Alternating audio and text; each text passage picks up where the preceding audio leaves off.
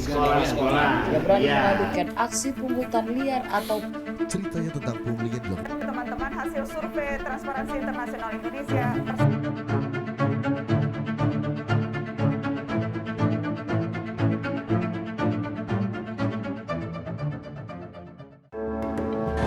Halo Sobat Parja, saya Haikal Faiz dari Dapil 4 Jawa Timur siap menjadi calon anggota legislatif Parlemen Remaja tahun 2024. Banyaknya kasus pungli yang terjadi di Indonesia.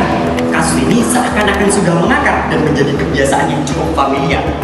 Ironisnya, kasus pungli sudah menjalar pada sistem pendidikan di Indonesia. Berdasarkan data yang disajikan oleh Indonesia Corruption Watch bersumber dari Survei Interferensi Nasional pada tahun 2021 menyatakan kasus pungli pada dunia pendidikan di Indonesia telah menempati posisi ketiga pelayanan publik. Mengapa hal ini bisa terjadi? Ada dua faktor utama yang menjadi pendorong perilaku pungli. Pertama, karena kurangnya edukasi masyarakat tentang bahaya dan juga larangan pungli. Kedua, karena penyalahgunaan wewenang kebijakan kepemimpinan. Dampak dari pungli sendiri cukup signifikan, mulai dari biaya yang lebih mahal menyebabkan seorang siswa putus asa dalam mengenyam dunia pendidikan. Berdasarkan data yang disajikan oleh Databox ID pada tahun 2020 hingga 2021, angka putus sekolah di Indonesia telah mencapai 10.000 lebih jiwa.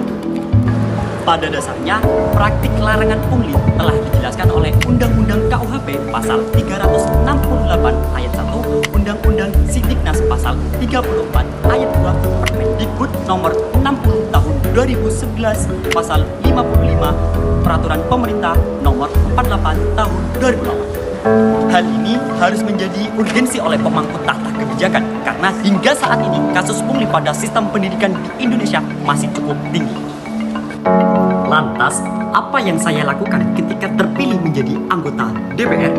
Pertama, sesuai dengan fungsi legislasi, saya akan membuat program ngopi ngobrol pungli yang mampu menghimpun masyarakat, tenaga pendidik untuk mengenali bahaya pungli dan juga menaati Undang-Undang KUHP tentang larangan pungli. Agar program ngopi bisa berjalan dengan lancar, maka dibutuhkanlah anggaran sebagai pendorong. Sesuai dengan fungsi anggaran, saya akan bekerja sama dengan Menteri Keuangan dan juga organisasi yang menentang adanya pungli, seperti halnya Indonesia Corruption Watch, agar mampu memberikan edukasi terhadap masyarakat tentang bahayanya pungli. Agar program ngopi mampu terrealisasikan sesuai dengan fungsi pengawasan, saya akan mengawasi undang-undang, pelaksana pendidik, dan juga alokasi dana APBN untuk sektor pendidikan, serta menjalankan program ngopi ngobrol pungli.